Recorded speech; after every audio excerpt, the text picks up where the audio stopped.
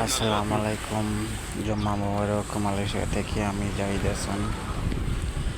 তো আজকে জুম্মার দিন, আজকে আমি আর আমার পাকিস্তানি দোস্ত নামাজ পড়তে যাইতেছি। সবাই আজকের দিনে গরিবের হজের দিন, তাই নামাজে সবাই অংশগ্রহণ করবেন। আমরা গরিব যেহেতু সামর্থ্য নেই হজে যাওয়ার, তো আজকে আমরা জুম্মার দিনে এক সপ্তাহে কী করছি তা সব কিছু আজকে জুম্মার দিন আমরা ওখানে আর কি উপস্থাপনা করব, যাতে আগামী দিনগুলো আমার ভালো যায়।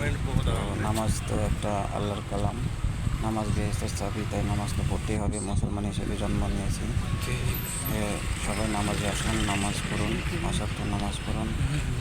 নামাজ পড়লে মানসিক শান্তি, দিল, কোরআন সব কিছু শান্তি, টেনশন আসে না। মসজিদের এরিয়া দেখুন কত সুন্দর। মসজিদের এরিয়ার ভিতরে ডুবে পড়েছি আমি। আমার বন্ধু ক্যামেরাম্যান ক্যামেরার পিছনে আছে পাকিস্তানি। আমি সামনে হেঁটে যাচ্ছি, দেখুন মসজিদের সামনে আমি। ভালোই লাগতেছে আসলে। নামাজ পড়তে সবারই ভালো লাগে। আসলে আমরা সবাই ইসলামকে মনের মধ্যে গেঁথে রাখতে হবে। মুসলমান আমি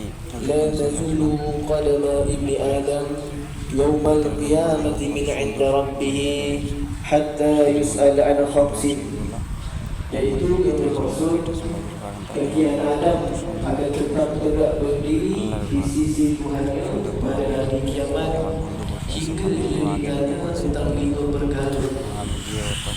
Hingga dia ditanya tentang 5 perkara, yaitu perkara yang pertama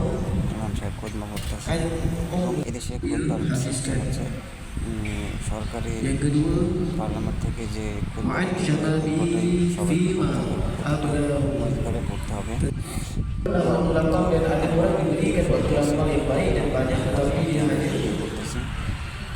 ataupun dia hanya membiarkan waktu tersebut berlalu dengan sendiri sahaja tanpa dimanfaatkan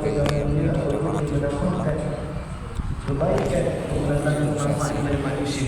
আল্লাহর ঘর মসজিদে আসলে মনটা ঠান্ডা, কলটা ঠান্ডা হয়ে যায়, সবাই জানেন। তো মসজিদটা কত সুন্দর এবং অসাধারণ। পাখাগুলো দেখছেন, অসাধারণ পাখাগুলো করতেছে এবং পাট করে ওঠে কাঠের একটা যে প্লেয়ার, ওটার উপরে উঠে এরপরে বসে তারপরে ওখান থেকে খুঁজবো পড়ে। আর আমাদের বাংলাদেশের তো এই সিস্টেমটা তো আমি দেখি নাই। দেশে অনেক সুন্দর লাগে এবং ভালো লাগে, মনোরম পরিবেশ।